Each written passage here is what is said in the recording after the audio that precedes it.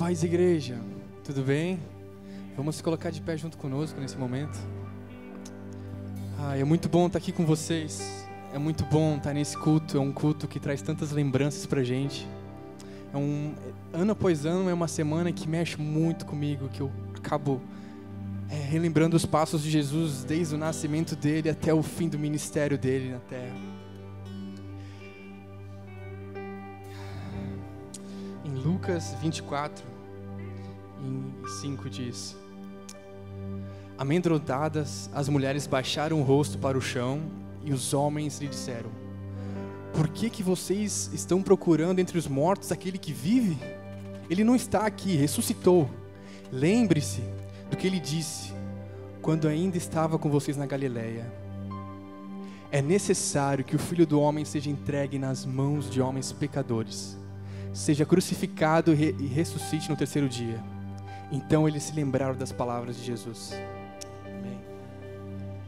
Assim como várias coisas que Jesus disse, que ele prometeu e foram acontecendo pouco a pouco, ele também explicou para os discípulos, para as pessoas, que ele precisava passar por isso, precisava passar por esse sacrifício da cruz, que foi tão difícil, que eu acabo tentando imaginar, mas é claro que a gente não consegue, ao ponto dele pegar sobre ele todos os nossos pecados, todo o peso do nosso pecado, que são muitos, e ele foi morto numa cruz por nós, para perdoar os nossos pecados, para que a gente venha ter acesso a isso que a gente vive hoje, para que o véu seja rasgado e que não haja mais divisão entre o acesso à presença dele.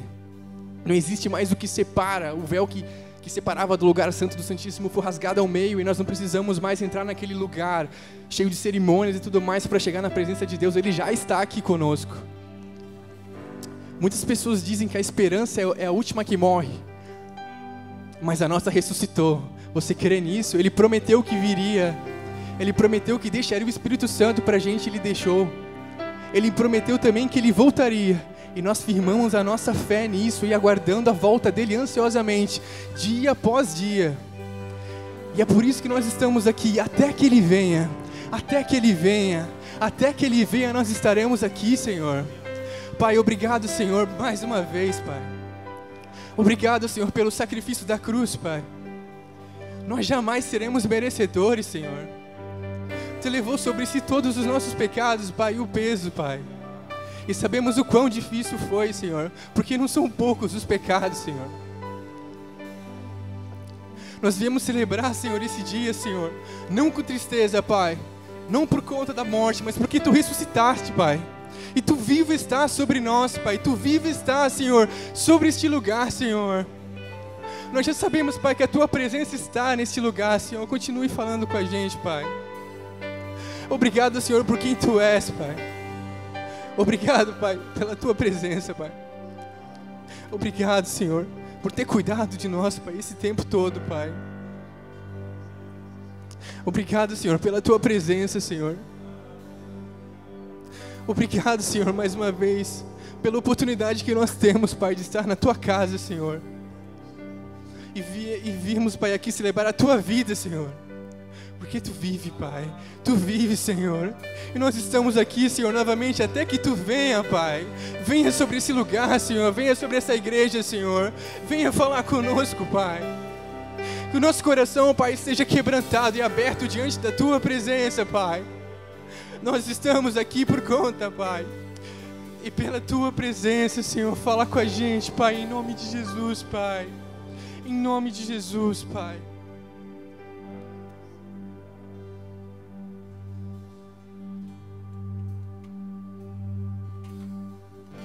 No início eras a palavra, com Deus Altíssimo,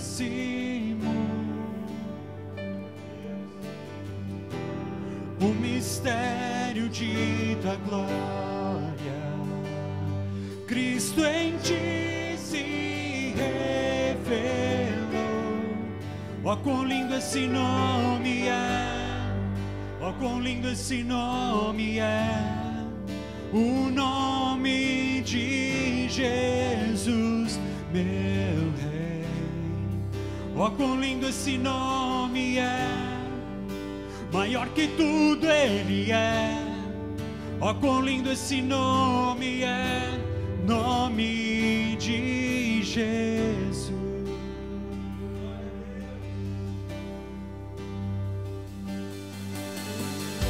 Deixou o céu para buscar-nos, veio para nos resgatar. Amor maior que o meu pecado,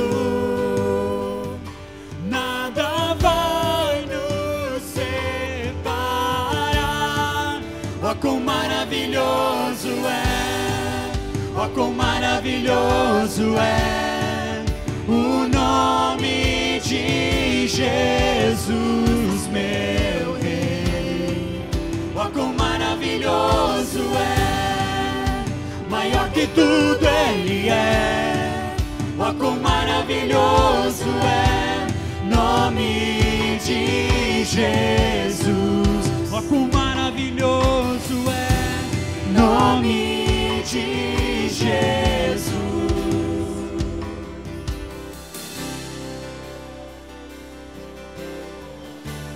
Nós te adoramos, Pai. Nós te adoramos, Pai, porque Tua presença está aqui, Jesus. Sabemos que a Tua presença está aqui, Pai, pois Tu, Jesus, vivo estás, Deus. Não foi a morte, Pai, não foi a morte que te impediu de estar vivo no nosso meio hoje, Deus. E nós te agradecemos, Pai, Tua igreja louva, Pai. Agradeça ao Deus nesse momento, agradeça ao Senhor.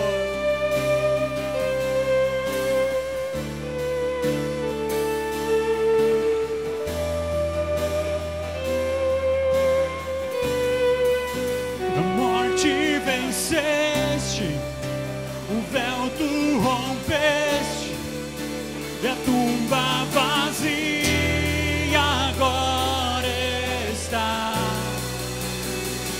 E agora proclama a tua glória, pois ressuscitaste e vivo está. És invencível,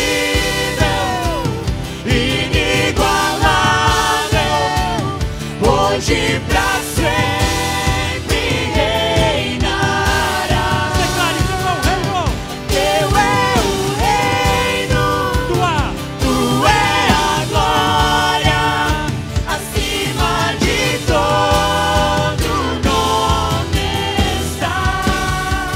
Poderoso esse nome é, poderoso esse nome é, o nome de Jesus, meu Rei. Poderoso esse nome é, mais forte que tudo é. Poderoso esse nome é, nome de Jesus. És invencível, inigualável, hoje pra sempre reinará. Teu é o reino, tua é a glória, acima de todo nome está. Poderoso esse nome é, poderoso esse nome é, o nome de Jesus, meu Rei. Poderoso esse nome é, mais forte que tudo é. Poderoso esse nome é, nome de Jesus. Poderoso esse nome é, nome de Jesus. Poderoso esse nome é, nome de Jesus. Aplauda o Senhor bem forte, poderoso, maravilhoso é o nome de Jesus, aquele que ressuscitou.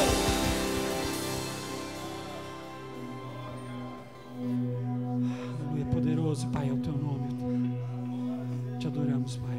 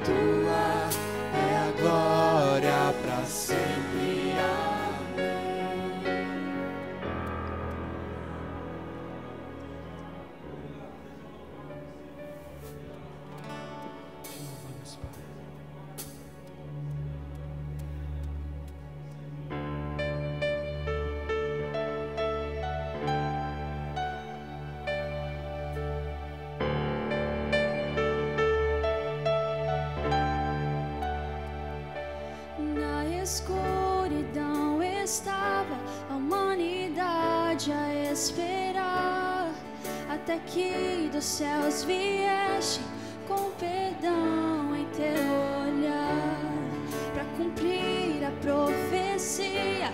Uma virgem concebeu, desde um trono de glória, a manjedoura ele nasceu.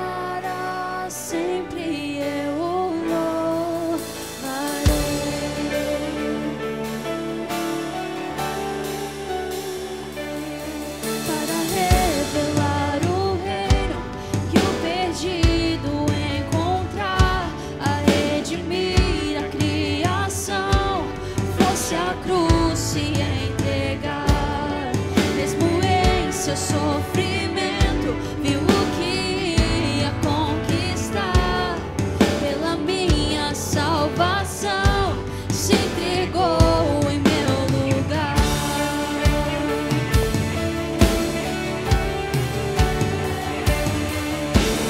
Louve a Deus Pai e a Jesus, louve o Santo Espírito.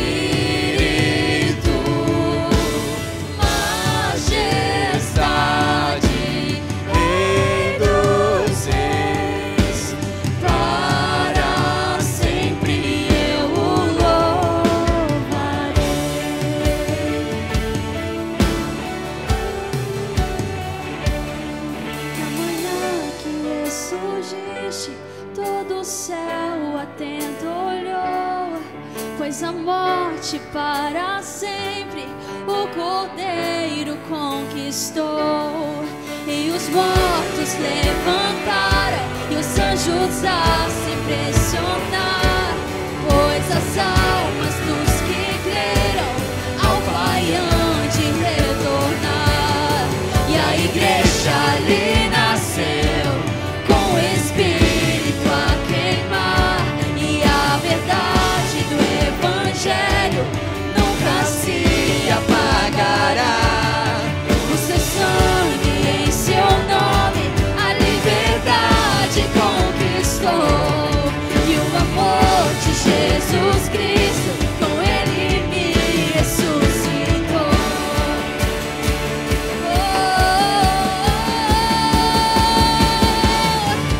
Louve a Deus Pai e a Jesus, louve o Santo Espírito.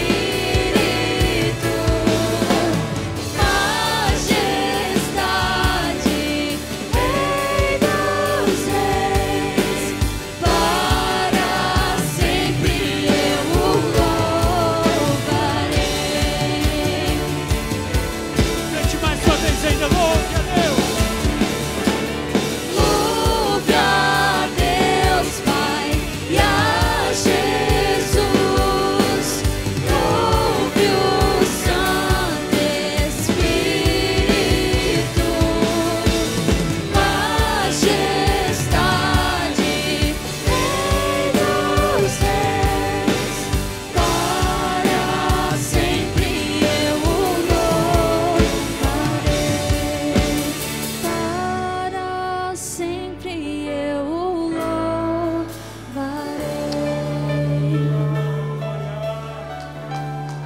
Pode dar um aplauso ao Senhor. A paz do Senhor, meus irmãos, boa noite. Feliz Páscoa para todos nós. Nesse mesmo espírito de adoração,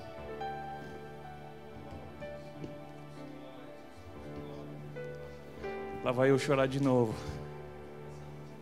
né, Andy?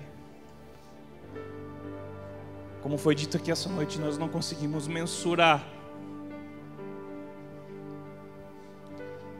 todo o drama da cruz. se nós estamos aqui hoje, enchendo essa igreja, é porque o túmulo está vazio. Eu quero convidar você para nós orarmos, para nós engrandecermos a esse Deus que resolveu deixar toda a sua glória, vestir uma camisa apertada de sofrimento. Quando colocaram a coroa de espinhos na sua cabeça, zombaram dele. Quando o açoitaram, o pregaram, o castigaram. Era tudo isso para nós passarmos. Mas pelo seu amor ele suportou todas as coisas. Porque ele veria que o seu penoso sacrifício, o seu trabalho, a sua obra, depois de ver que todo esse sofrimento, ele se alegraria ao ver que cada um de nós se achega na sua presença e reconhece que é somente por Ele que nós estamos aqui. Senhor Jesus, as palavras são curtas, não conseguimos alcançar, Senhor, as palavras para te agradecer. Mas essa noite, Senhor, nós estamos aqui neste lugar comemorando, Senhor, o teu sacrifício e a tua ressurreição. Porque se essa igreja hoje está cheia, Senhor, é porque o túmulo que o Senhor foi colocado está vazio. Como foi lido esta noite aqui, Senhor, quando as mulheres chegaram lá de manhã, encontraram a pedra removida, encontraram, Senhor, o teu anjo sobre a pedra, e perguntou para elas assim: o que vocês estão buscando aqui? E as mulheres dizendo que vieram buscar o Senhor, e o anjo falando que Ele não está aqui, porque Ele ressuscitou como Ele havia dito. Senhor, e se nós estamos aqui é porque o Senhor ressuscitou. E nós queremos, como tua igreja, reconhecer que sem Ti nós não somos nada. Sem Ti, Senhor, sem esse teu sacrifício, nós não teríamos condições nenhuma de nos chegarmos a Ti com essa liberdade, de podermos, Senhor, a qualquer momento nos entregar na Tua presença, de louvar o Teu nome, porque a Tua palavra nos ensina que nós éramos Teus inimigos, mas o Senhor nos resgatou, o Senhor nos purificou, o Senhor nos limpou, e é por isso que nós podemos entrar com ousadia diante do Santo dos Santos, e nós queremos essa noite, com a nossa alma alegre, Senhor, entregar o nosso melhor para Ti, porque o Senhor entregou o Teu melhor por nós, e que essa noite o Senhor possa receber o nosso louvor, a nossa gratidão, e que a cada dia mais possamos reconhecer e ter essa consciência, Senhor, de que nós precisamos de Ti a cada dia, nós precisamos de Ti a todo instante, nós dependemos totalmente de Ti, Senhor. Muito obrigado, Senhor. É o que nós podemos Te dizer essa noite, e nós podemos entregar a nossa vida cada vez mais a Ti, Senhor, no nome de Jesus.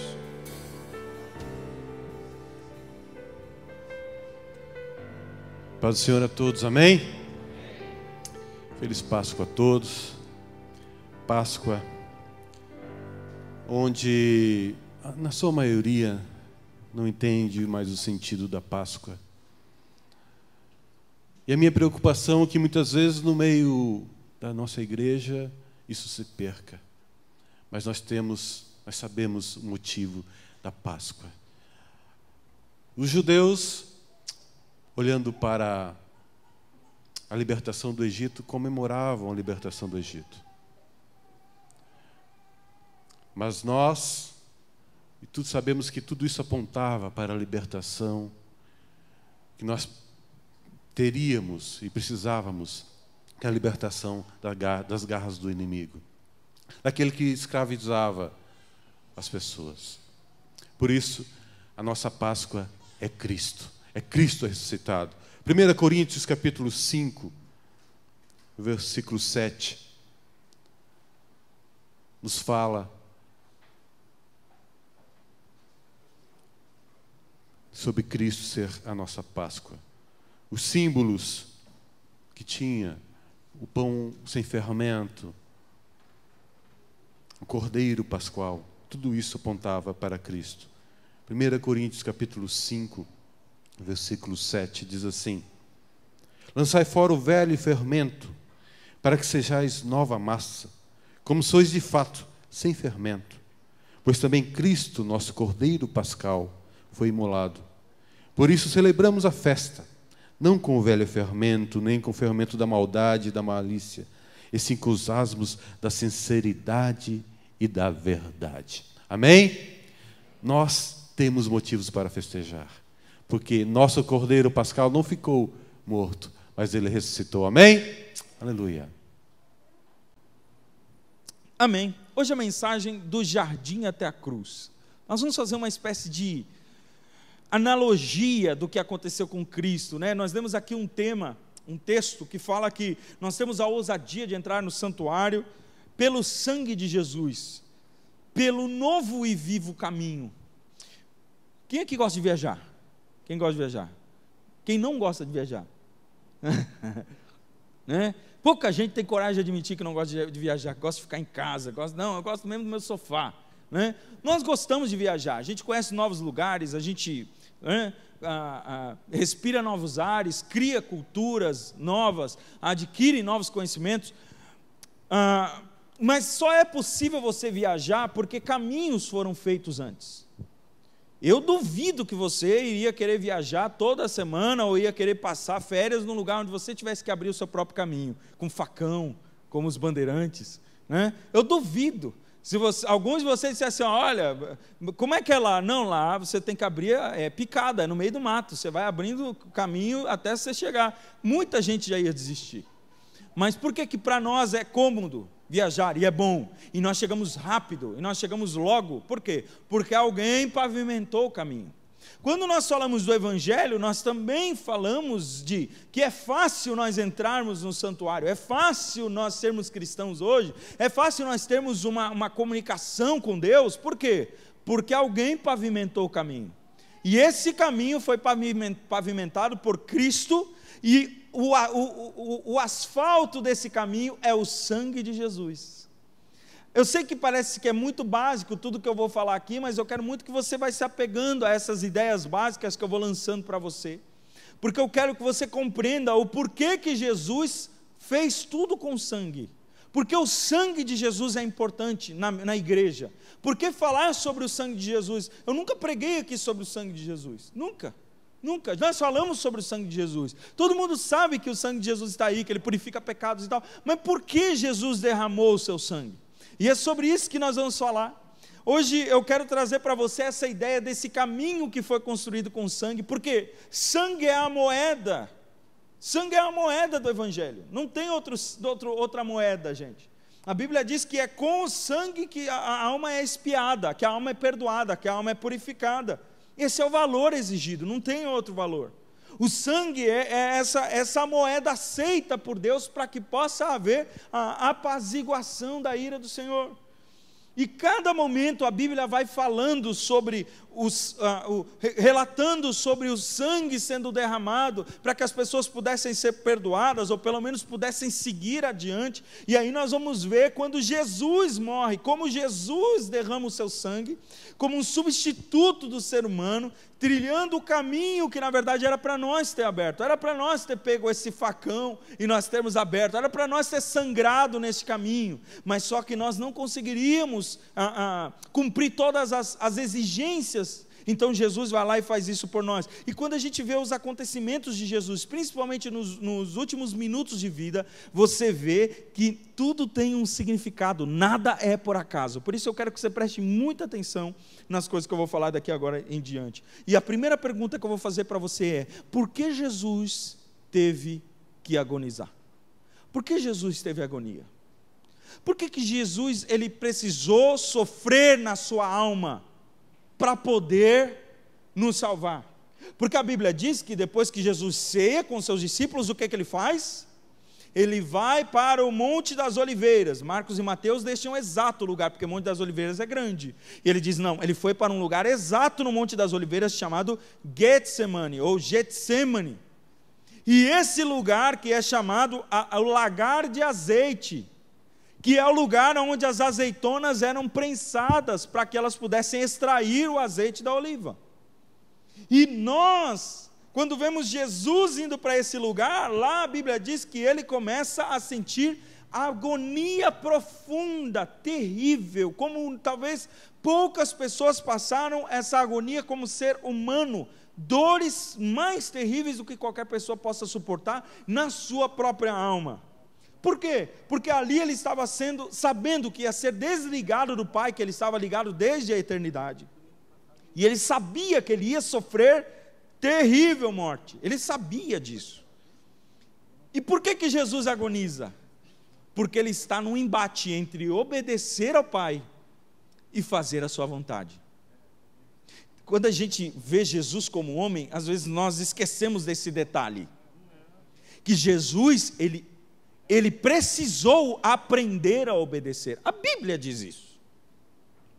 A Bíblia diz isso. Tem gente que, eu já falei aqui, tem gente que pensa que Jesus era aquele gurizinho que pegava e ele via um passarinho morto, pegava e soprava no passarinho, soltava e ele ia para o ar, sabe? Voltava a voar. Que Jesus via um animal machucadinho, só fazia assim com a mão e o animal já ficava sarado. Não, Jesus era um menino. Ele aprendeu a obedecer Maria. Jesus aprendeu, e a Bíblia diz que ele sofreu o que sofreu, aprendeu o que aprendeu pelas coisas que ele passou. Então Jesus aprendeu, e ele estava aprendendo mais uma vez a obedecer. Por quê? Porque para um ser humano não é fácil obedecer, não faz parte da nossa natureza, não faz parte da gente obedecer, principalmente quando a gente sabe que obedecer vai resultar em sofrimento. Porque é muito fácil, eu pego minha filha e eu digo assim, ó, filha, se você obedecer, depois o papai vai fazer isso, isso, isso. Aí ela vai tranquila. Ela abre mão da vontade dela na hora. Às vezes ela está chorando e esperneando, querendo fazer a vontade dela. Eu digo, ó, se você agora parar, né, não é certo, eu sei, mas a gente faz uma chantagenzinha, confesso o meu pecado. Se você parar, aí depois eu faço isso por você. Na hora ela para, parece que tira com a mão. Por quê? Porque obedecer quando você sabe o próximo passo, beleza. Agora o problema é obedecer quando você sabe que o próximo passo é terrível. Se eu obedecer, se eu ficar, o bicho pega. Se eu correr, né? Se eu ficar, o bicho come. Se eu correr, o bicho pega. Não adianta, eu vou sofrer. E eu preciso obedecer. E Jesus, sendo humano como nós, ele enfrentou esse dilema. Ele estava tentado a desistir do plano. Imagine, irmão, a pressão de Satanás e seus anjos naquele lugar, tentando fazer Jesus desistir do plano. E aí Jesus sabe aonde se esconder. O que ele faz? Ele vai para a oração e ele diz, Pai, se for possível, passa de mim este cálice. Todavia, não seja feita a minha vontade, mas a tua. 3 vezes ele ora desse jeito. E nesse embate de obedecer ao Pai e de fazer o que o seu corpo mandava, Jesus começa a sofrer aquilo que a gente chama de hematidrose, que é quando as pequenas veias, né, pequenos vasos sanguíneos se rompem por causa do estresse e se juntam com suor, e Jesus começa a suar gotas de sangue, e a Bíblia vai dizer que essas gotas caem no chão. O sangue de Jesus não começou a ser vertido na cruz. O sangue de Jesus começa a ser vertido no jardim. E por que ele é vertido no jardim? Vou te explicar. Porque foi exatamente num jardim que o homem desobedeceu a Deus. Eu não sei se você consegue fazer essa ligação, porque Jesus ele precisa ser aprovado num lugar onde o homem foi reprovado.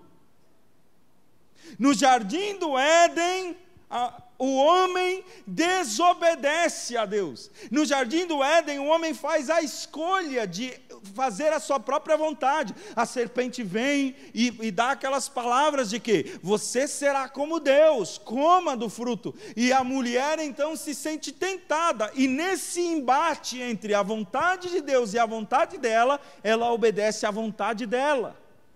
E o homem come junto, e os dois ali são desaprovados, fazem o que Deus havia proibido. Eles dão mais atenção para a vontade do momento do que para a ordem que Deus havia dado. Por isso que Jesus está num jardim de novo, não é à toa, gente. Não é à toa que Jesus vai para um jardim, não é aleatório.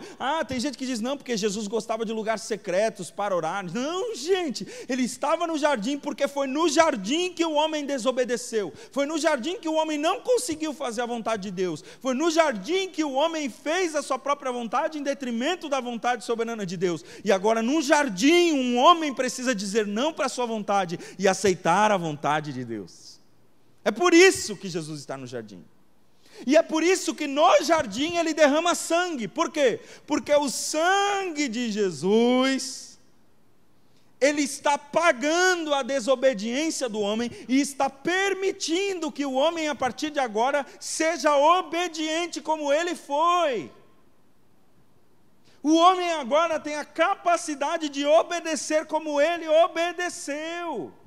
Se aqui ninguém mais consegue, o apóstolo Paulo vai dizer que todo mundo se extraviou, que ninguém mais consegue fazer o que é correto, o homem todo se corrompeu, por causa deste Adão aqui, deste homem aqui que peca no jardim do Éden, por causa deste homem aqui que está no jardim do Getsemane, a gente consegue acertar, a gente consegue obedecer, a gente consegue fazer o que é correto.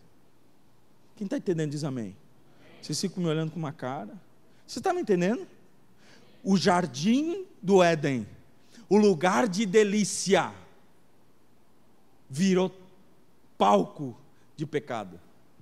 E o jardim do Getsemane, o lugar da prensa, da pressão, do horror da alma, virou lugar de santidade, de escolha pela vontade de Deus.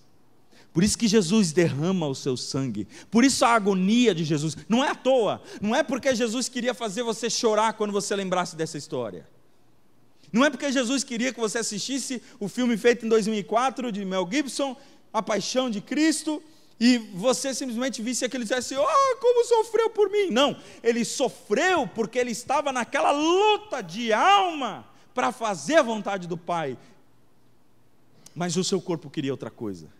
Só que ali ele derrama o seu sangue e diz, pronto, está expiado. O homem não precisa mais ser desobediente. Agora o homem pode ser obediente, assim como eu fui. Quem pode dizer amém? Vocês podem dizer amém de vez em quando, gente? Me ajuda, tchê. Eu estou aqui me matando. Me ajuda. Você entendeu? Dá uma glória a Deus, dá um amém para eu saber se você está entendendo. A mensagem é difícil, irmão. Me ajuda aí. Amém? A segunda pergunta que eu respondo para você hoje: por que Jesus passou pelos açoites? Você já entendeu por que ele passou pelo jardim, por que ele passou pela agonia. Agora, por que Jesus foi açoitado? Não precisava. Não precisavam ter batido em Jesus.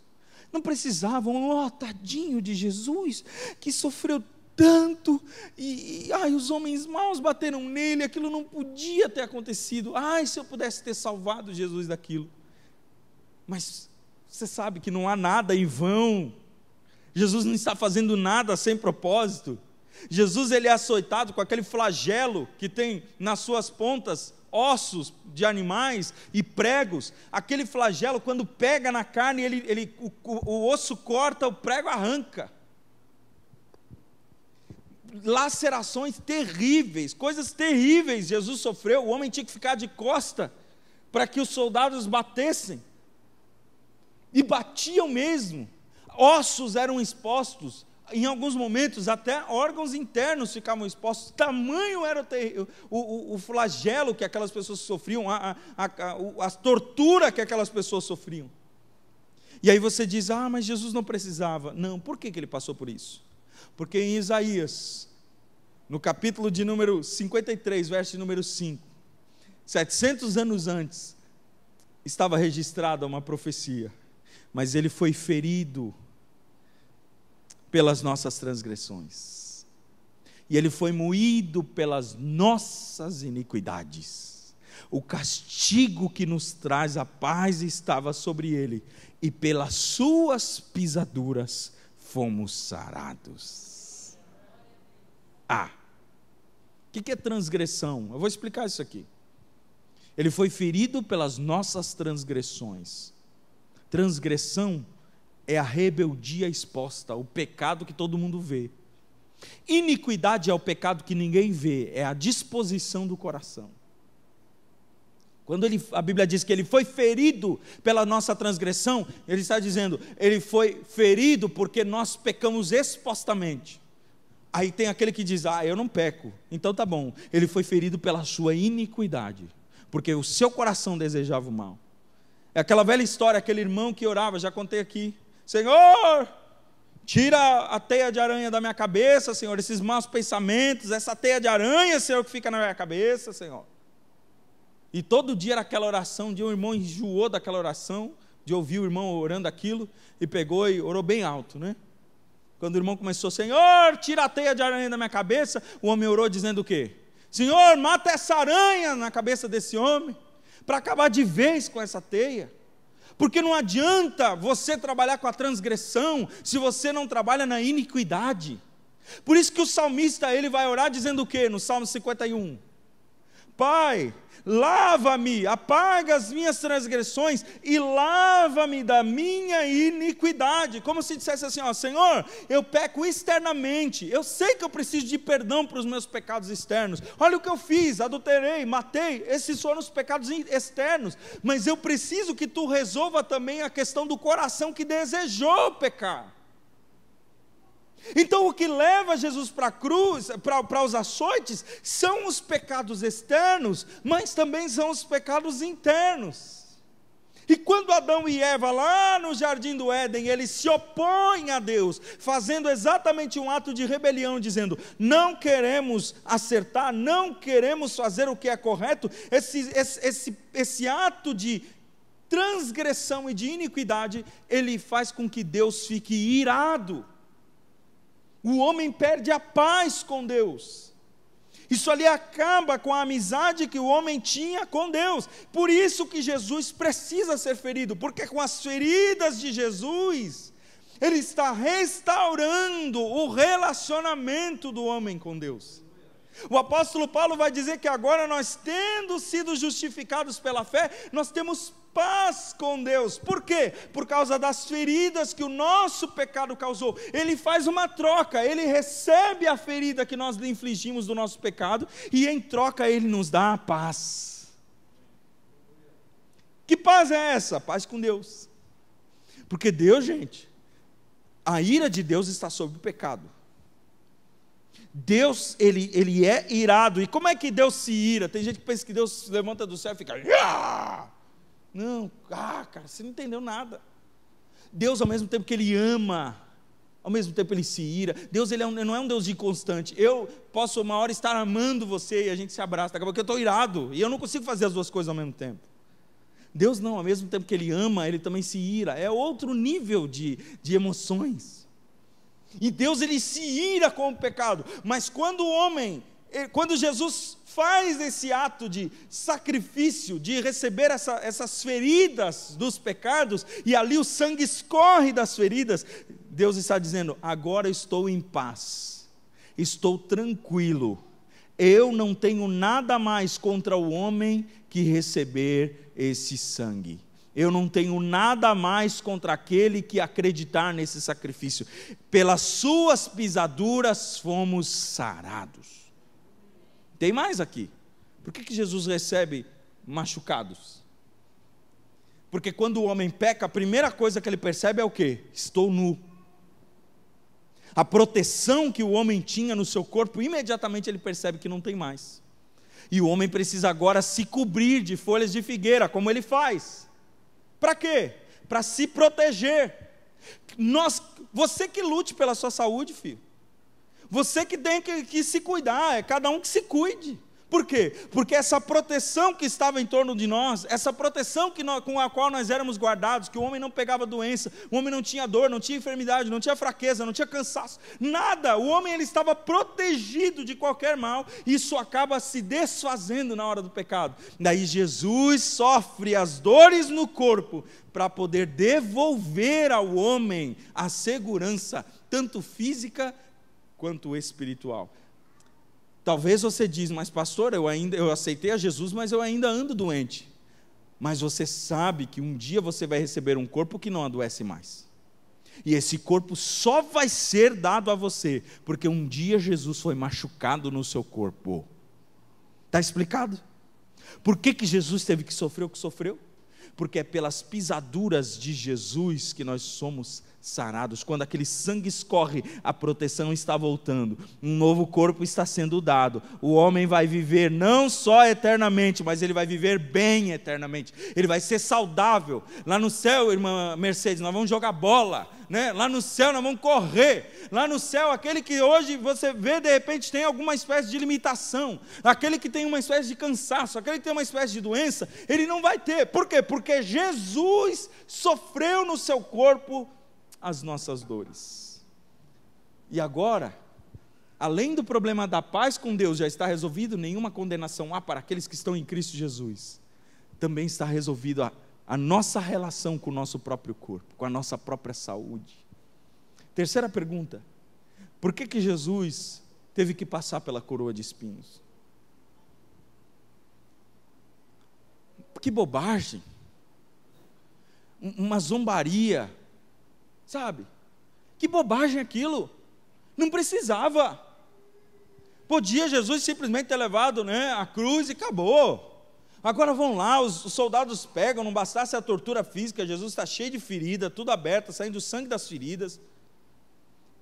Aí eles pegam ainda uma coroa de espinhos, pegam um caniço, batem na cabeça de Jesus para enterrar aquela coroa na face de Jesus. Que coisa, gente! Para que isso? Porque Jesus precisava verter o sangue da sua cabeça. E eu vou te explicar por quê. Quando Adão, lá no jardim do Éden, ele desobedece, ele é separado de Deus, as consequências do pecado de Adão não ficam nele, elas ultrapassam ele, vão para a terra. E eu não sei se você se lembra, mas quando o homem peca, a Bíblia diz que Deus diz imediatamente: a terra produzirá espinhos por tua causa, dela tu comerás com muito suor. Foi Deus quem produziu espinhos? Não, foram consequências naturais do pecado do homem. É uma espécie de rebeldia da terra contra o pecado do homem. Deus não manda produzir espinhos, Ele permite que o espinho seja produzido. Deus não manda a maldição, Ele permite que a maldição aconteça. Isso aqui fica um alerta para nós, porque muita gente diz: cara, eu não creio em maldição hereditária, só que vive pecando. Se você não crê em maldição hereditária, mas você vive pecando, você está abrindo a porta para a maldição. Satanás tem legalidade, poder para lançar qualquer tipo de maldição sobre a sua vida. Quando o homem peca, ele abre espaço para Satanás ter legalidade sobre a vida dele, e o resultado disso é naquilo que ele domina. Por isso que tem família que sofre por causa do pecado dos pais, porque é naquilo que a gente domina. Satanás não toca só na gente, ele toca naquilo que a gente domina. O homem dominava a terra, e a terra agora passa a produzir contra o homem. Aquilo que é belo não pode mais ser admirado sem dor. A flor, a rosa, que antes não tinha espinhos, porque não havia necessidade de espinhos, agora ela produz espinhos. O homem podia se jogar em cima do roseral e ficar sentindo o cheiro, podia ter uma cama de flores, uma cama de rosas. Imagino, né? É conjectura minha, conjectura de pregador, né? Mas agora não. Toda beleza traz consigo dor. Irmão, hoje mesmo eu falava, se você for numa cachoeira, você pode até ir ver aquela cachoeira linda, maravilhosa, tomar banho, mas você tem que ficar atento, porque a qualquer hora pode dar um estrondo, e uma água que não se sabe de onde pode vir, e pode ocupar todo aquele leito, e levar você embora, e você nunca mais ser encontrado. Não tem como nós aproveitarmos toda a beleza sem nos preocuparmos com algum tipo de dor. A terra foi amaldiçoada por causa do pecado do homem. Não tem, você vai, vamos na floresta, vamos passear na floresta, então bota aí, bota toda a proteção, porque pode ter bicho, pode ter cobra. A terra não, você não aproveita sem medo. Vai tomar banho no mar? Toma, é lindo, né? O mar é lindo. Toma cuidado, porque o mar é traiçoeiro.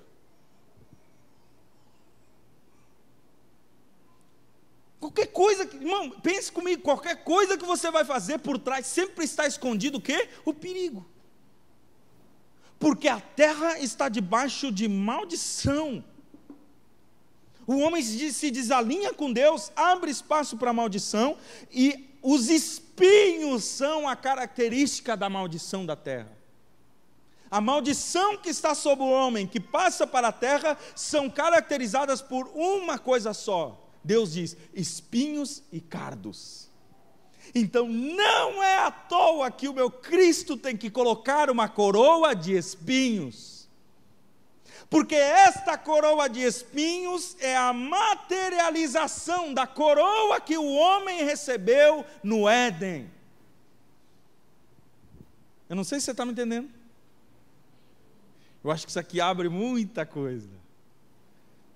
Gente, coroação é uma coisa bonita. A eterna Rainha Elizabeth, né? Quando foi coroada, em 1952, meu Deus, foi lindo, o mundo inteiro assistiu, todo mundo parou. Na época começaram, né, as transmissões televisivas estavam assim bem no começo. Gente, o mundo parou para ver aquilo, porque coroação é uma coisa bonita. É um ato de dar dignidade a alguém, dizer assim: domine sobre nós, reine sobre nós. E se você for ver na história, as coroas não são iguais. A coroa, ela é uma representação de um determinado lugar, de uma determinada posição. Numa terra onde há muitos súditos, cada um usa um tipo de coroa. A coroa é o símbolo do poder daquela pessoa e de onde ela domina. Quando Jesus recebe a coroa de espinhos, ele estava tomando a coroa que o homem recebeu, que ele permitiu que Satanás dominasse a terra, e ele recebe uma coroa de espinhos, coroa de maldição. Maldito! Você habita em terra maldita e você é um rei maldito, porque nem proteger a terra que você foi chamado para cuidar você pôde, nem cuidar e dizer não para o pecado que ia destruir a sua casa, você fez. Então receba esta coroa de espinhos. O homem não colocou a coroa de espinhos na cabeça, mas Jesus recebeu. E quando o sangue começou a jorrar da cabeça de Jesus, a Bíblia diz, Colossenses capítulo de número 1 e verso de número 13, que Ele nos transportou do reino das trevas para o reino do seu Filho amado. Sabe o que é isso? Jesus faz uma troca de coroa, porque Ele já era coroado no céu, Ele já tinha autoridade, porém Ele pega a autoridade, se despe dela e coloca na cabeça do homem, e ele pega a coroa do homem e coloca na sua cabeça, e o sangue redime a maldição do homem. Eu não sei se você pode dizer amém por isso. É por isso que a gente não é mais só um povo. Os anciãos, 24 anciãos de Apocalipse capítulo 5, quando eles estão cantando diante do Cordeiro, tem uma frase que eles falam, que ele diz assim, ó: tu nos fizestes para Deus nos fizestes reis e sacerdotes, e reinaremos sobre a terra. Sabe o que é isso? Jesus usa a coroa de espinhos para devolver ao homem a dignidade que o homem tem, e ele faz do homem agora não mais um simples dominador, ele faz do homem rei e sacerdote. O homem é de novo restaurado a uma posição de autoridade espiritual. Eu sei que isso aqui é denso assim para se entender, mas por que a coroa? Porque nós recebemos a coroa dele, e ele levou a nossa, só que ele a lavou com sangue, e a maldição já não está mais sobre nós. A maldição dessa terra não está mais sobre nós. Nós só estamos, como o apóstolo Paulo disse, aguardando, nós gememos nesse tabernáculo, aguardando ser revestidos da nova habitação, da nossa habitação celestial. Nós sabemos que não estamos mais na maldição desta terra. A maldição dessa terra não nos atinge mais. Por isso que eu fico apavorado com gente que tem medo de capeta, com gente que tem medo de macumba, com gente que tem medo de diabo, com gente que tem medo de tudo. Parece que não é crente, parece que vive assim em outro mundo. Tudo é Satanás, tudo é ruim, tudo é meu Deus do céu, não me toca, ai meu Deus do céu, não faz isso, ai meu Deus do céu. Irmão, você foi em Cristo chamado de rei e sacerdote, você domina, meu irmão. Cristo levou a coroa de espinhos e pagou o preço para você viver como rei, sacerdote, tchê. Não, irmão, não é para nós viver assim. Pastor, pisei em macumba, irmão, continua andando, irmão. Você é rei sacerdote, Cristo já levou a coroa de maldição, não tem mais, a não ser que você esteja em pecado, vivendo uma vida estragada, não se arrepende, não se submete a Jesus. Agora, se o sangue de Jesus está na sua vida, irmão, se você crê em Cristo Jesus, Ele já resolveu esse problema para você, não tem maldição, não tem encantamento, não tem olho gordo, não tem esse negócio de corpo fechado, irmão. Vem cá que nós vamos orar para tirar toda a inveja. Fala sério, inveja, Tô nem aí, já dizia o poeta do passado.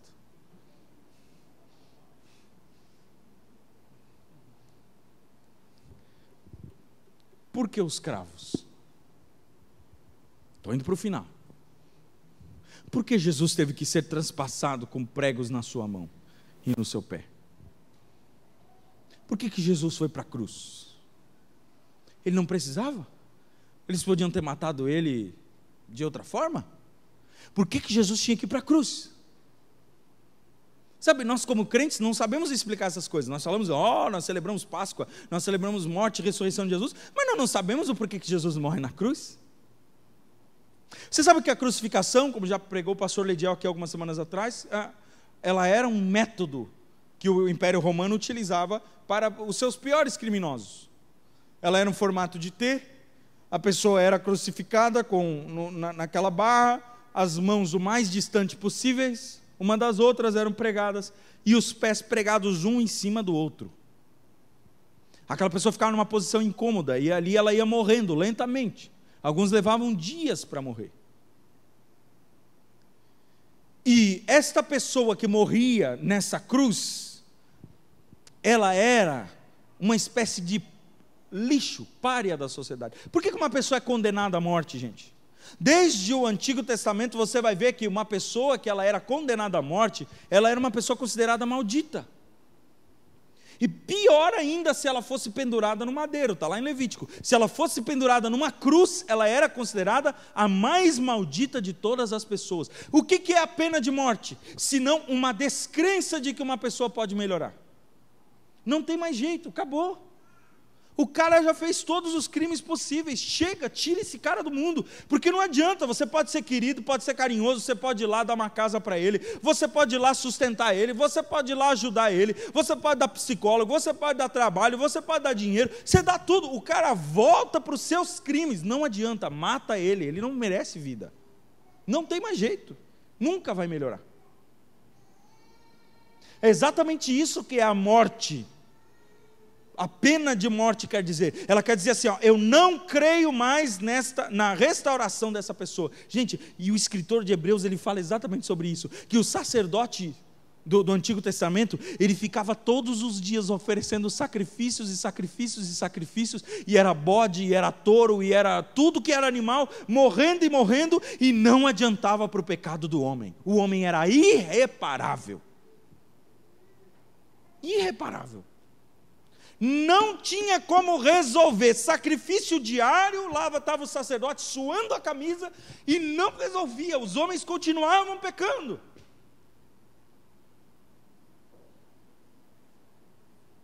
Aí você vê Jesus sendo crucificado pelas mãos e pelos pés.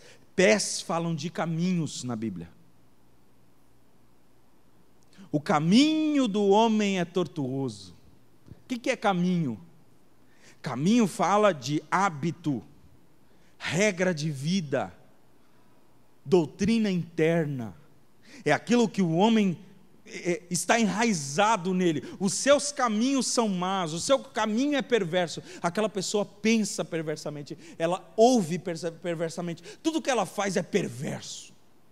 Jesus tem que ser crucificado nos seus pés, para que nos pés saia sangue e converta o caminho do homem. E mãos falam de obras, de ações diárias. Jesus tem que ter suas mãos perfuradas, para que as obras dos homens sejam santificadas. Não é só a intenção, mas as suas obras. Por isso que as mãos de Jesus precisam ser sangradas. Meu Deus, gente, eu não sei você, talvez você está em outra vibe, mas quando eu vejo isso eu penso, ele fez tudo o que tinha que fazer. Nenhum detalhe escapou. O escritor aos Hebreus vai dizer no capítulo 10, verso 14, que ele estava, por meio de um único sacrifício, aperfeiçoando para sempre os que nele estão sendo santificados. Quer dizer, o homem não tinha jeito, é verdade, todo mundo tinha que morrer, porque não adiantava, o homem podia sacrificar quantos bichos fosse, continuava pecando, mas em Cristo agora, os caminhos dos homens serão santificados, e as obras dos homens serão santificadas. O homem pode acertar, ele vai ter uma chance para acertar, ele não precisa mais morrer, porque Cristo já derramou sangue, mãos e pés, caminhos e obras estão santificados em Cristo Jesus. Aí não tem esse negócio de bandido morto, bandido bom é bandido morto. Bandido bom é bandido convertido, que a obra dele é transformada. Eu conheço pessoas que eram bandidos, gente, que eram bandidos mesmo, terríveis. Aí passa por Jesus, a pessoa transforma. Meu Deus, como é que essa pessoa foi transformada desse jeito? É porque a cruz de Jesus fez isso. E por fim, por que a lança? Porque Jesus morre. Depois que Jesus morre, a Bíblia diz que um dos soldados abre o lado de Jesus com uma lança, para ter a comprovação de que Jesus havia morrido. Irmão, em toda a cultura há um certo cuidado com o cadáver. Ninguém chuta cachorro morto. Quando uma pessoa morria, não precisava mais dar tiro, não precisava mais... Não, morreu, acabou. Pois o soldado foi lá e abriu Jesus, para ter comprovação de que ele estava morto de verdade, porque eles não tinham como tirar, né? Ver se estava batendo ainda o coração, ver como é que... Não tinha como. Então, vamos abrir o lado dele e ver se está morto de verdade. Quando ele faz isso em Jesus, talvez muita gente pense assim, isso aí foi, sei lá, né? Foi só para ver se Jesus estava morto e não tem significado nenhum. Eu não sei se você lembra lá no jardim, a Bíblia diz que Deus faz o homem dormir um sono profundo, e Deus abre o lado do homem, para tirar do lado do homem, não é só da costela, a palavra lá é lado, é uma metade do homem. Para tirar do lado do homem, ele tira e dá uma mulher ao homem. Quando o homem acorda e olha para aquela mulher, ele diz, uau, essa é carne da minha carne, é ossos dos meus ossos. Quando lá na cruz, o Cristo homem dorme na morte, ele é aberto do seu lado. A Bíblia diz que sai sangue e sai água, símbolo de vida nova. Quando uma mulher tem parto, está lá no parto, sai sangue e sai água. Vida nova. Mas quem é que vai receber essa vida nova? O apóstolo Paulo vai dizer, Efésios capítulo de número 5, que deixará o homem, o pai e a mãe, se tornará uma só carne com as suas mulheres, se unirá a sua mulher e se tornarão uma só carne. E ele diz assim, grande é este mistério, pois estou falando de Cristo e da igreja. Sabe o que ele está dizendo? Quando Cristo é aberto do seu lado, nasce a igreja do Senhor, aqueles que são lavados pelo sangue e batizados na água. Lavados pelo sangue, isso é, purificados. O mundo sabe que eles são santos. Eles têm noção de que a vida deles é santificada. Talvez muita gente não conheça eles, mas eles sabem que eles passaram pelo sangue de Jesus. E por que a água? Por causa do testemunho público que eles dão, que eles não pertencem mais a si mesmos, que eles são uma só carne com o Senhor, porque dele foram gerados. O apóstolo Paulo vai dizer que estes todos quantos receberam, deu-lhes o poder de serem feitos filhos de Deus. Não é chamados filhos de Deus. Você não tem um nome de filho de Deus. Você é feito filho de Deus. Você nasceu de Cristo naquele dia. A igreja de Jesus nasceu daquele lado que foi rasgado. E você diz, pastor, de onde você tirou isso? Os pais da igreja falam isso há muitos anos. Eu não sei como é que a gente se perde tanto e fica inventando história, e tem gente que fala porque é isso, porque é aquilo, porque é assado. Irmão, é só nós ler os pais, o que os pais da igreja diziam, o que os irmãos de perto de Jesus, aqueles que estavam mais perto da época de Cristo, falavam sobre isso, e todos eles são unânimes. Santo Agostinho, Crisóstomo e tantos outros, eles dizem, naquele momento em que o soldado, ele não podia ir embora e deixar Jesus lá, a obra estava incompleta, mas ele vai lá e rasga ao lado de Jesus, para que hoje estivesse aqui um povo glorificando o seu nome e dizendo que com ele somos um, nós e Cristo somos um, porque nele fomos gerados naquele dia. Fica de pé.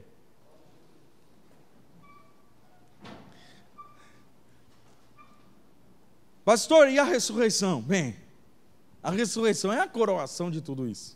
Porque se Jesus não ressuscitou, daí a igreja não poderia surgir. Se Jesus não ressuscitou, é vã a nossa fé, disse Paulo. Se Jesus não ressuscitou, tudo que a gente está pregando é em vão.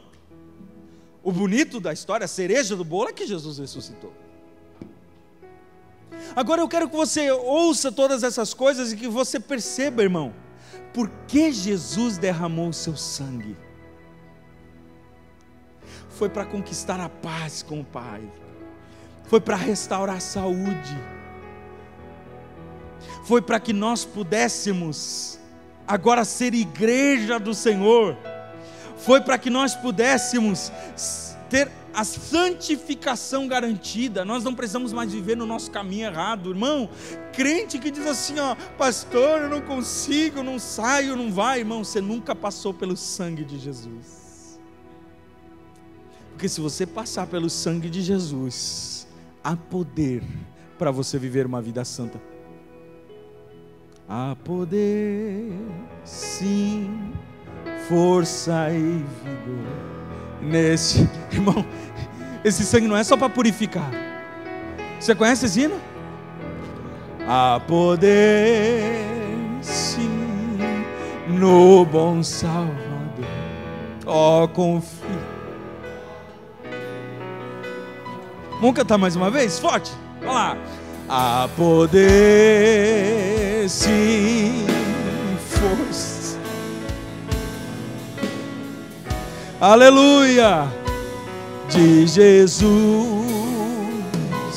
Há poder, sim, no bom. Ó, confia. Escuta, você não é só purificado pelo sangue, você vence pelo sangue.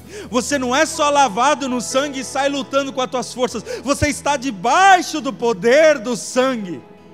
É o sangue que possibilita todas as coisas. Você não enfrenta Satanás por causa da sua vida, que é uma vida exemplar. Você enfrenta Satanás por causa do sangue que está na sua vida. Satanás olha para você e ele só vê sangue de Cristo Jesus, e ele não consegue tocar em você. Você acha mesmo que ele ia ter medo de você? Se ele tem toda estratégia, toda artimanha, você cairia de fácil. Se no jardim Eva caiu, quem diria nós, no lugar onde nós estamos? Mas o sangue te possibilita vencer, irmão. E você pode toda vez, meu Deus, toda vez que você está enfrentando alguma coisa, você pode dizer: pelo poder do sangue, pelo poder do sangue, pelo poder do sangue, pelo poder do sangue. Por isso, quando a gente diz assim, pelo poder do sangue, pelo poder do sangue, a gente está dentro de casa, a gente pode clamar: ó, poder no sangue de Jesus. Quando você clama o poder do sangue de Jesus, Satanás estremece, ele sabe que ele não tem poder contra isso, ele não é páreo contra o sangue de Cristo Jesus. Clama pelo sangue, irmão. E o sangue de Jesus tem poder sobre a minha vida. Ele não só me limpa, Ele me dá força, Ele me santifica, Ele me cura. Eu quero orar com você antes de nós participarmos da ceia. Eu não sei como é que tem gente que despreza esse momento da ceia. É porque ele nunca entendeu o poder do sangue. Foi alto o preço por você. Foi alto o preço. Cada etapa para poder restaurar isso em nós foi alto o preço. Mas Jesus fez isso. Do jardim, o que acontece no jardim leva Jesus para a cruz. E o que acontece na cruz leva a igreja de volta para o jardim. Vai chegar o dia em que nós vamos ver Jesus. E aí nós vamos entender, gente. E eu tenho certeza absoluta que uma das coisas que Ele vai mostrar vai ser o lado furado, como Ele fez com Tomé, e as feridas das mãos, dizendo: ó, o sangue comprou. O sangue comprou tudo isso. Você vai olhar, você vai dizer: eu nem mereci estar aqui. Ele vai dizer: não, fica tranquilo, está pago. O sangue pagou. O sangue pagou. Vamos participar da ceia? Do símbolo, que é o mais importante símbolo que a igreja carrega, que é o sangue de Jesus. Os obreiros, por favor, diáconos, auxiliares, líderes, todos vocês são chamados para ajudar, tá bom? Ajudem-nos a distribuir. Nós vamos participar agora desse ato tão poderoso, irmão. Tão poderoso. Por que a gente toma o suco da videira? Por que a gente toma o cálice, né? Como Jesus ordenou?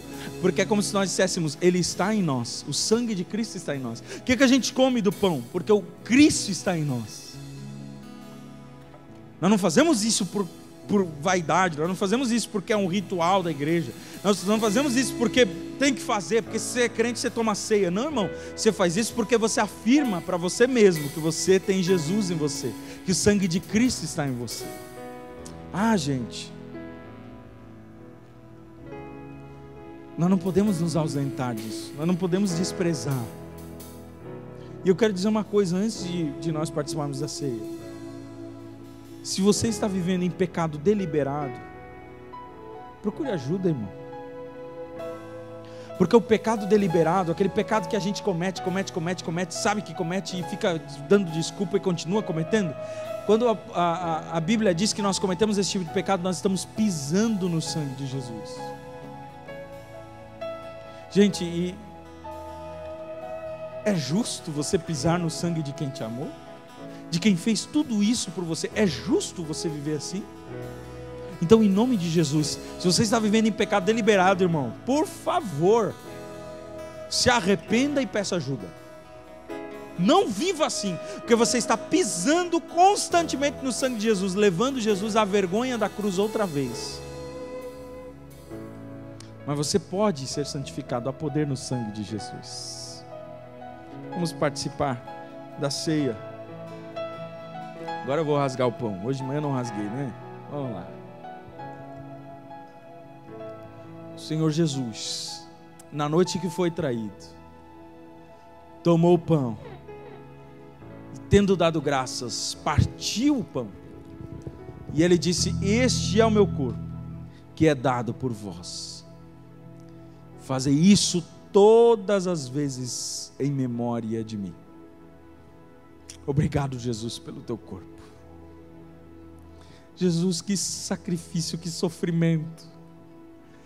Quando aqueles ossos e aqueles pregos cortaram o teu corpo, era nisso que tu estavas pensando. A tua igreja é reunida nesta noite, domingo de Páscoa, e nós celebrando a vida, Não estamos mais debaixo de maldição, não estamos mais debaixo de pecado, não estamos mais debaixo de acusação do diabo, não estamos mais debaixo, Senhor, do terror da ira de Deus, nós estamos debaixo da paz.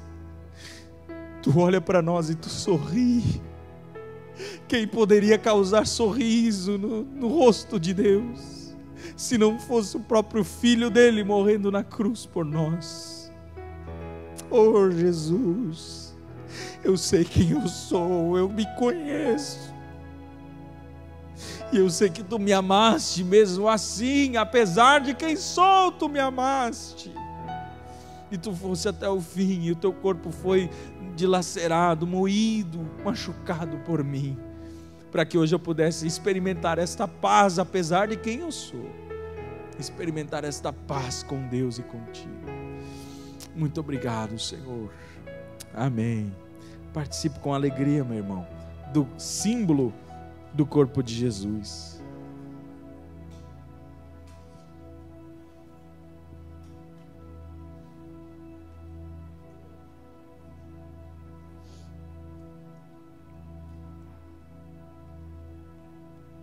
Semelhantemente, depois de cear, tomou o cálice, dizendo: este cálice é o cálice da nova aliança no meu sangue. Fazer isso todas as vezes em memória de mim. Bodes não foram suficientes, ovelhas não foram suficientes,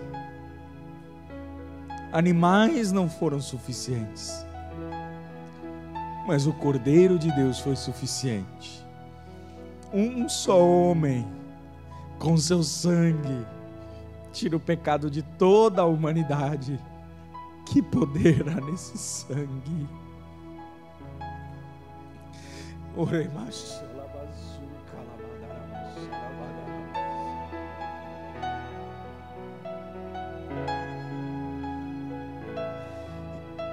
Que poder há nesse sangue, irmão! Coisas que você cometeu que você teria vergonha de falar para alguém, esse sangue purificou. Aonde esse sangue chegou, houve purificação. Ele só não purifica onde ele não chega, mas aonde ele chega, há purificação, o poder desse sangue. E eu fico pensando, como diz o cantor Vitorino Silva, aquela gota a mais que foi por mim, aquela gota a mais, aquela chicotada a mais, talvez foi porque falta o Jonatas, falta a Stephanie, falta o Luciano. Sangue, a exigência é sangue, então dá sangue. Mas eles serão purificados. E como já foi dito aqui, ele verá o fruto do seu penoso trabalho, né, Tiago? E se alegrará. A igreja reunida, Jesus lá do céu olhando o seu povo e se alegrando, porque o seu trabalho está aqui, ó. Não foi em vão que Jesus levou a cruz, não foi em vão que Jesus sofreu, porque eu e você estamos aqui declarando rendição, ó, nós somos teus para sempre. Obrigado pelo teu sangue, Jesus, obrigado pelo teu sangue.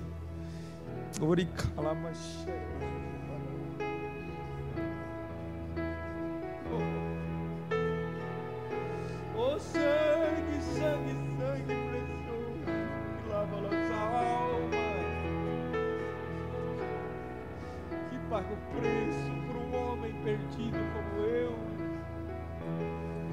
Sangue precioso de Jesus, nós trazemos à memória teu sangue, Jesus, e nós participamos com alegria, sabendo que isso aqui é força espiritual para nós. O inimigo não vai nos derrubar, não, nós venceremos pelo sangue de Jesus. Nenhuma família aqui será destruída, nós venceremos pelo sangue de Jesus. O inimigo não vai desviar os adolescentes, os jovens, os irmãos, o inimigo não vai conseguir perverter a mente de alguns, ele não vai fazer isso, porque nós estamos debaixo do sangue. O sangue de Jesus está sobre esta igreja, o sangue de Jesus está sobre nós, é o sangue de Jesus, é o sangue de Jesus, e nós trazemos isso à memória hoje. Em nome de Jesus, amém. Participe com alegria, meu irmão.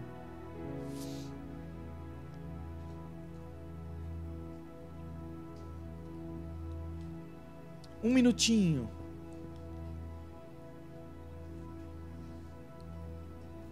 Um minutinho para você orar, agradecer a Jesus. Vai cantar o ressuscitou?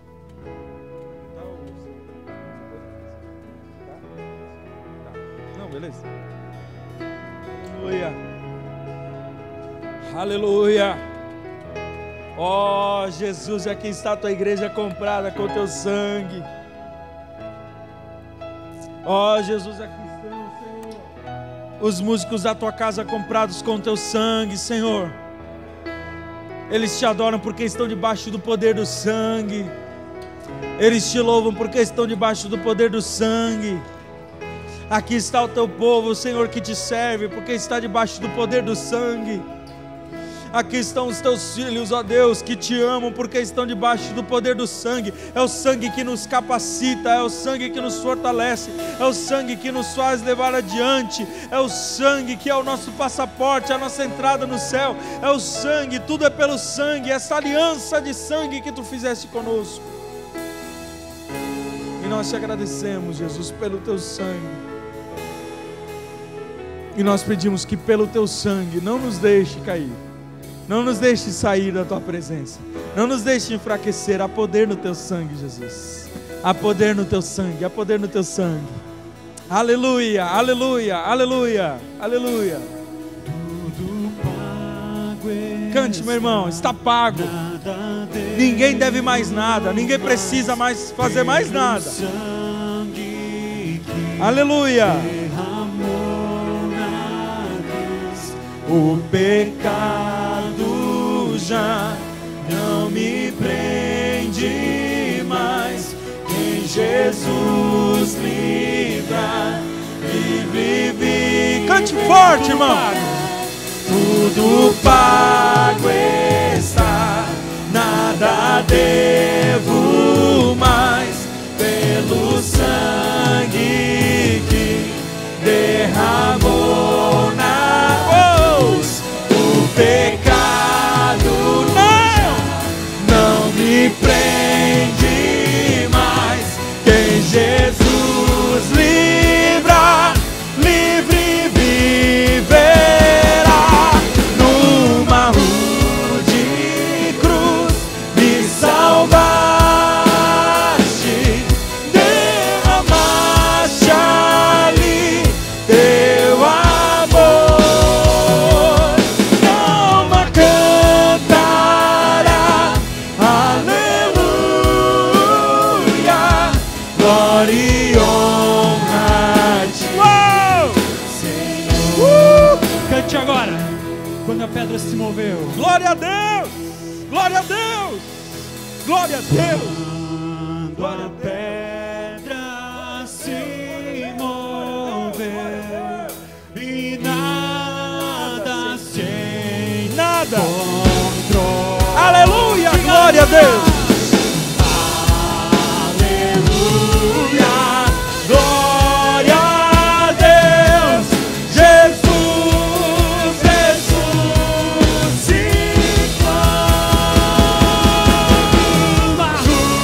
De cruz me salvaste, derramaste ali teu amor. Minha alma cantará, aleluia, glória e honra a ti, Senhor. Você pode dar um glória a Deus bem forte, meu irmão. Glória a Jesus. Glória a Jesus. Quem ia imaginar esse plano doido? Só o Pai. Só o Pai maravilhoso. Nós vamos já encaminhar para o encerramento, mas nós vamos cantar ainda. Nós temos que celebrar essa ressurreição de Cristo. Porque Jesus ressuscitado é símbolo de que nós estamos no caminho certo, de que nós não estamos errados. Jesus ressuscitado é símbolo de que nós aceitamos a verdadeira fé. Então nós vamos encerrar hoje de um jeito bem diferente. Nós vamos encerrar cantando hoje.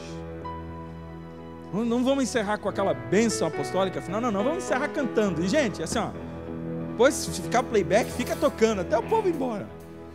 Tá? Até o povo ir embora. Nós vamos terminar celebrando, gente. Sabe, o pessoal aí fora comprou caixas e mais caixas de cerveja. Não sei se você percebeu, gente, o mercado estava uma loucura. Eu vi o estoque do Forte de cerveja tipo esvaziar assim, ó, em pouco tempo, né? Porque é esse o jeito deles celebrarem a Páscoa. Agora nós não, nós temos motivo para celebrar. E aqui não tem cerveja, aqui tem suco da videira. Aqui tem o símbolo do sangue de Jesus. E esse é o motivo da nossa alegria. Nós celebramos, devemos celebrar muito mais, porque nós sabemos o motivo pelo qual nós celebramos.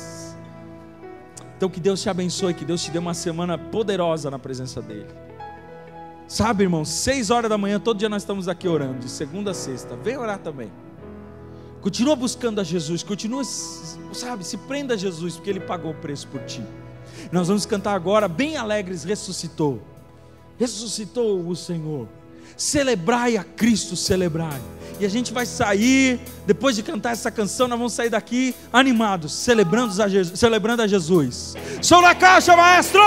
Glória a Deus! Obrigado, Jesus, por mais uma Páscoa. Obrigado, Jesus, por mais uma noite de celebração. Obrigado, Jesus, por mais uma vez estarmos juntos com a tua igreja. Os abençoe e os leve na proteção. Vai lá! Deus abençoe!